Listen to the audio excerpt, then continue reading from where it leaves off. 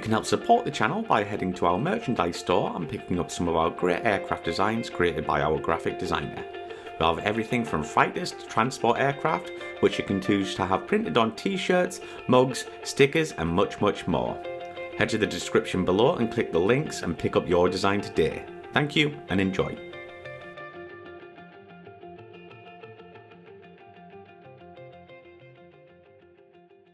So, what shows were you looking forward to in the '95 season? And did you put a bit more effort into certain ones because you're like, I really want to be here?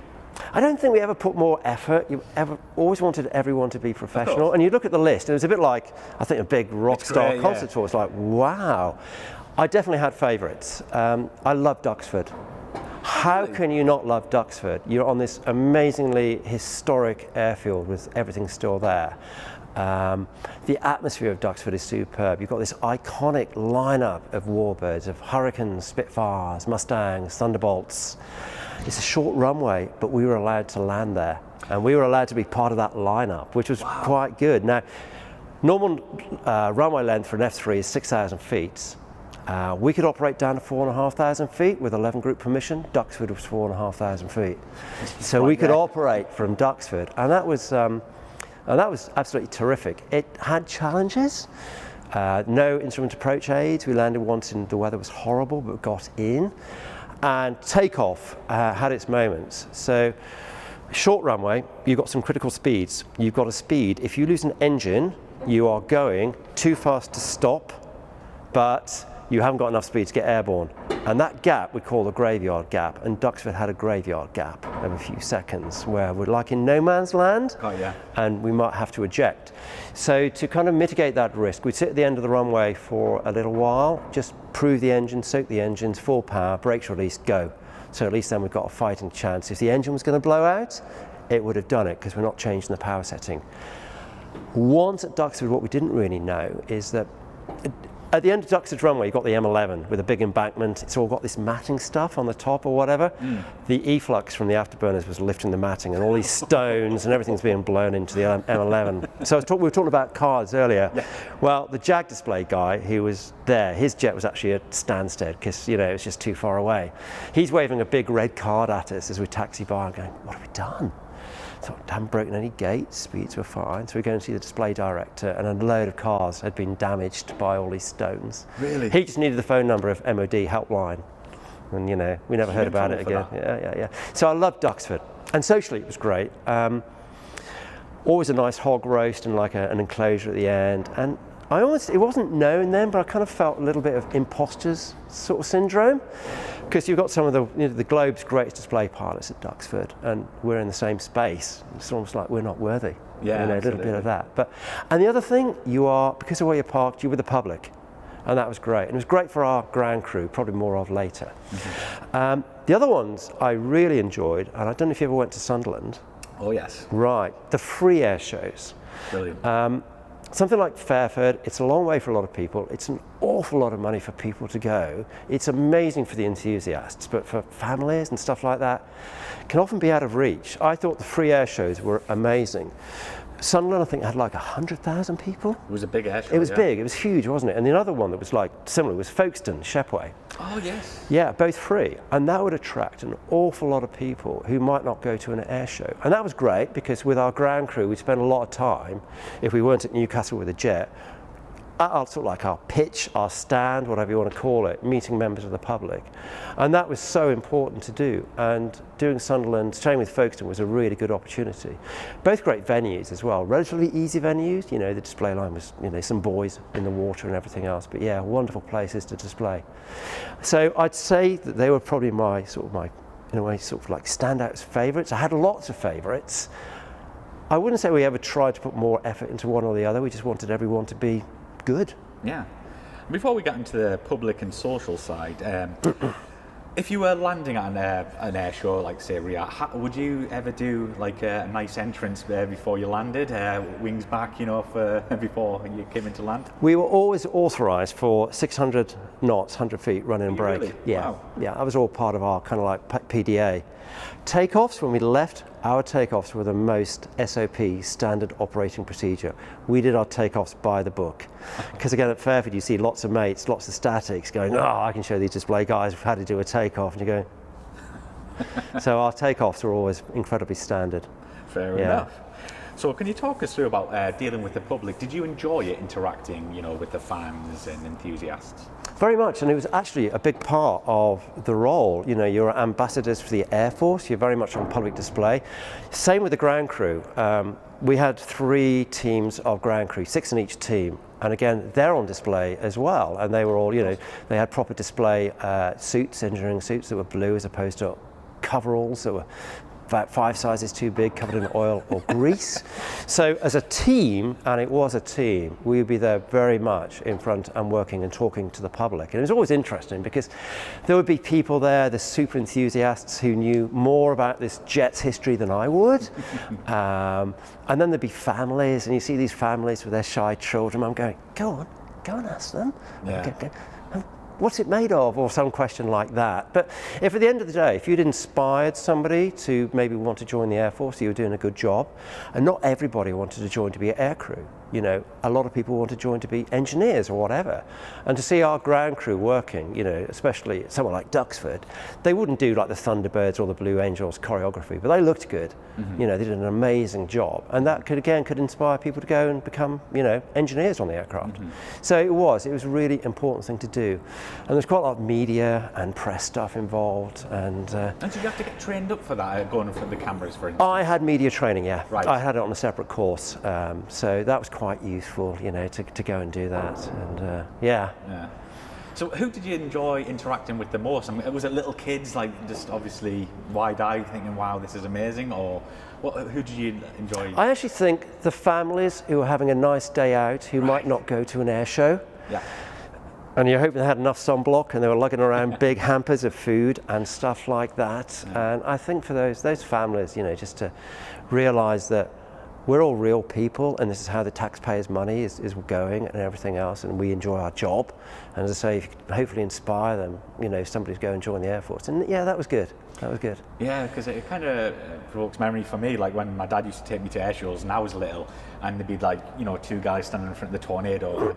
I can't go and talk. Cause I was the same. Yeah, because you thought they were like celebrities, like they don't want to talk to me, but it was so nerve-wracking. But once you start talking, you're like, oh, okay. Yeah, no, absolutely. I was the same. I went to Valley air shows when I was like 10 or something like that. Absolutely relate to that, 100%. So let's talk about the social side of air shows. Was there a lot of hangar parties, and what was it like mixing with other crews from other nations? It was great, but we had to be good. Obviously, some weekends we're flying 4 or 5 displays, everything else. So every day we'd have to go and do more work. So whereas the statics would really go for it generally at the parties, we'd go have a beer or whatever. One of us would be driving back to where we're staying. So if Matt had done the hard work flying, I'd volunteer to drive back, and then we sort of go and do more socialising, probably at the hotels at the end of the day, to be quite honest. Yeah, because we were working hard, pretty tiring, we needed our sleep. And I've done the statics where it's like you can sleep when you're dead. Yeah. Displaying is very, very different. Yeah. Some of the social occasions were really good. Sunderland, again, there was always something lined up for the display community, a nice meal, bit of a reception. Where would that be at? Because I'm from up here. Was it the hotel on the Lees? Oh yes. Yeah. Right. Yeah, got you. Just north of Display Datum. Yeah. Pretty much at Display Datum. Yeah. And other things, I'm going to pick up a book now. Here we go. This book, to me, was one of the highlights of my whole social. Geoffrey Page, Wing Commander.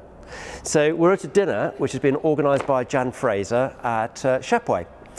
And it's a Battle of Britain display pilots dinner on the Saturday night. And myself and Matt are on the same table as Wing Commander Geoffrey Page, retired, very old man now, and his wife Pauline.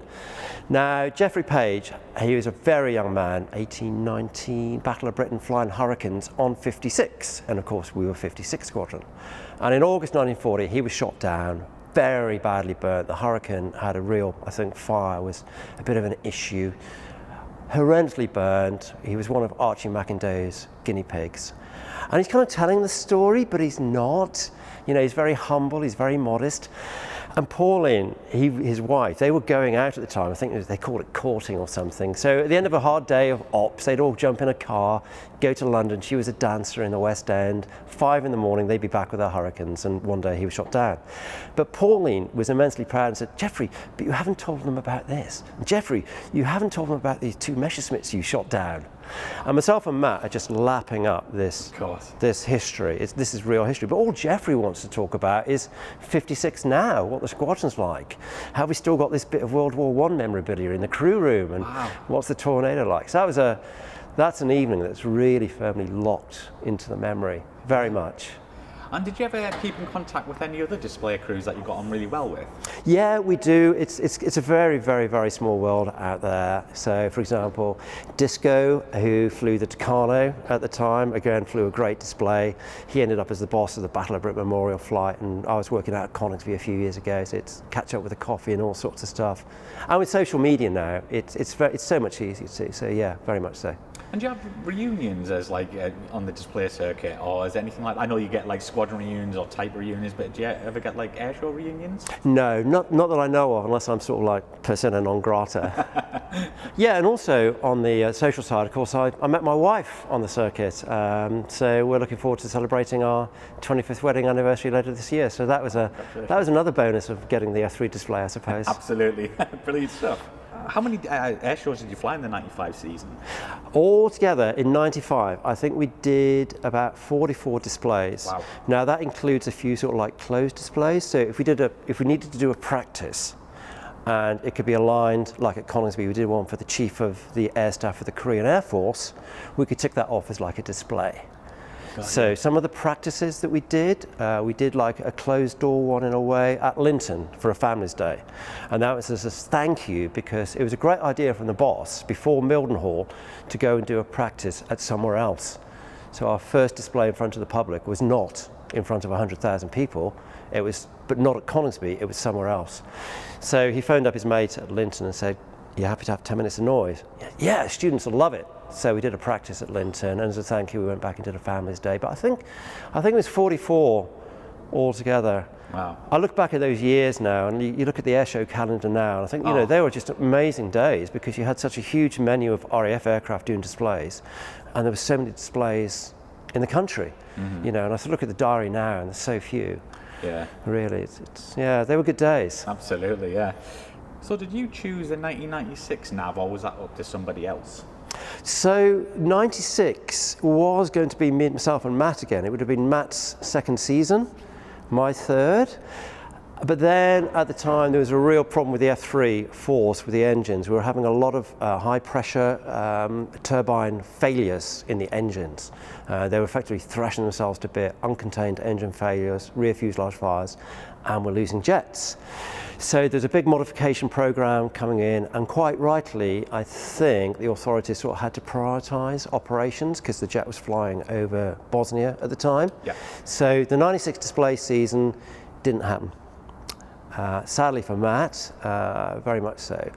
97, it went back to 25 to Pete Hackett, Willie, and Al Taylor. Spotty. I've got to get in the fact that on one side of the jet they could put Spotty Willie on their aeroplane. But when they were selecting, myself and Matt went up there for a couple of days with our big book of knowledge, everything we had. So Matt flew with Willie on a few trips and kind of, again, just brain dumped all the lessons that had been learned over the years. And I sat down with Willie as the nav, and I went through the nav's job, all the venues, all the admin, because we didn't have a manager, it was just me and Matt. So all of the work that we did was just us two, and our engineers as well. We were very small and self-contained. And it was on top of your role as an instructor. It wasn't your full-time role as a display nav? It was on top, absolutely. So if we look at the working week and start Monday, we'd come back from wherever the venue was, we'd do the quick signals back to group saying we're back, still alive. Brightlingsea, we did a rolling. Culdrose, we did a flat. Halton, we did a full, whatever, and any comments or observations. By Monday lunchtime, we was kind of like done, and our executive officer was really keen. He'd been, again, group experience, I think, with the accident, that we would then have a bit of a break. So we'd have Monday afternoon off and Tuesday, so I come back to my home in North Yorkshire. Wednesday, back on the OCU, and now they kind of own us pretty much for Wednesday, so we'd be back instructing. invariably I'd find myself not flying, but either being the authorizer on the desk or running the ground training sessions because the amount of flying I was getting anyway. Thursday, it was like hybrid. We were owned a bit by the OCU, but also we could prioritize all the display admin that we had to do, which we were doing the other days anyway. And then Friday, 100% concentrating on the display stuff to make sure that ourselves, the spare, the engineers were, you know, fully prepared, good to go to wherever the weekend's venue would be. That's a lot of work. It was a lot of work. But worth it, I'm sure. Yeah, I don't think we really did crew duty in those days either as well. Right. And I think you have with you your actually display flying suit. Were they always black? I No. thought it was quite a modern thing. British Aerospace helped with these. We had black. Previous ones had been grey, a bit like air defence grey, but it was black for the 94 display season. They were all tailored by a company that made motor racing driver suits down by Peterborough. So I went down and got that one fitted, tailored. And they were quite smart because they fitted. Our ground crew, they had blue ones as well, you know, with red t-shirts, and that was like sort of like the dress code. And then some bright spark senior officer somewhere in headquarters thought these were elitist and said, we can't wear display flying suits unless you're in the Red Arrows or the Battle of Britain Memorial flight. Huh. And RAF flying suits in those days used to come in like 3 sizes, extra large, average and tiny, with various bits stitched on, you know. They didn't really look that great, and you are still being ambassadors really for the Air Force. Yeah, so we kind of got together with a few of the other display people. Again, remember speaking to Andy Offer, you know, with a Harry, and said, how can we get around this? Do you think we'll notice if we have them tailored but done in green? So unless you're like as close as we are now, if that senior officer's going around an air show, you probably wouldn't notice that we're actually back in, you know, smart flight suits. So that's what we did. So 95, right, believe it or not, this is green. So that's what we did for the 95 season. Wow. Now, 95, I don't know if you remember it, it was super hot and sunny. Like we'd be at Fairford for like 10 hours under this, you know, with loads of sunblock. So, such was the effect. These went brown. Wow. Yeah, the sun just bleached the green. So parts under there are still green, others are brown. But there we go. So that was the 95 season. Brilliant stuff. And we all basically went round with these, elitist or not. I don't think so at all. I don't think so either. But can you remember how many hours you just got from displaying the jet? No, I can't. We never really looked at hours. Did you not write? It wouldn't be very many. A lot of the trips would be just 10 minutes. I've got a lot of 10-minute trips in my logbooks, so they didn't really add up. The transits would really be more of the hours, I think, rather than those. So I just looked at the number of displays. So I did, I think, 19 in 94, and I said over 40 in 95. It's quite a good number, though. Absolutely. And from all your display flying, did you ever have a mishap with the jet? Did anything go wrong while flying? Never. We were so impressive. lucky. We were so lucky. The jet, we had a hide leak incident at Athens, and we had to run for the spare, but that was just to reposition back to Woodford. And once airborne, again, I was first looking at the captions. We were just coming off the top of a vertical maneuver, and we just had a caption like whoop whoop, heads in, and it was SPILLS, which is the Spin Prevention Incidents Limiting System. It's all to do effectively with a fly-by-wire. And there's a couple of probes either side of the nose, covered up with a red panel. And we figured that was probably just a difference of airflow onto the probe. That was sensed, and that would trigger the caption. And the immediate action there was basically just stop your maneuvering, 12 seconds, reset, press the button, goes away, and then we just carried on with the display. So I think we kind of flew out of a maneuver and then recovered the display. That's we were very boring. We didn't have any nasties. The jet was incredible, but that again is tribute to our ground crew. Our ground crew were incredible. So we had 3 teams of 6. We had a chief tech in charge, you know, no officers, which was good in a way. Very experienced, and in each team of 6 you'd have the trade cover to basically cover engines, airframes, hides, avionics, that kind of stuff. Yeah. We'd have a minibus full of a bit of a toss of a coin, spare parts and toolkits in there. And then the 6th would be just a line technician, a good guy who'd done really well, but wasn't a trade qualified, but to give somebody a bit of a nice deal. So those ground crew, They were absolutely superb, professionally and socially. And I remember Wittering, we did have an issue with the jet. I can't remember if it was a gearbox or if it was the APU, but I do remember Sergeant A.D. Bell, myself and Matt, about 11:30, taking him a coffee because he was there through the night working this snag. Wow. Next morning, jet's good to go. Brilliant. Yeah, they were absolutely brilliant. I can't speak highly enough, about our ground crew. Absolutely. And I'm still in touch with, quite a few of those guys. Yeah, That's great to hear. yeah. So it sounds like you had a great time on the display circuit. It's a team. It's a team effort. It's a team with me, Matt, Goat. I don't think I've flown with anybody more than I've flown with Matt. And you have to get on with who you're flying with, in this kind of stuff. It's a team effort with the ground crew. In particular, and so they were just terrific. And we'd have ground crew positioned around the country. We might have a team at Southport supporting the Woodvale display, another team down at Manston, because now we've got to beat feet and do Shepway, so we'd have teams around the country. And it was a team effort from Coningsby, actually. The station were hugely supportive from, the station commander and his support, the paint job we had on the jet, opening hours that we needed to do bits and pieces, that was really good as well. And it was just it was a wonderful community to be part of. I was hugely privileged to do it. Very, very lucky. Not jealous at all.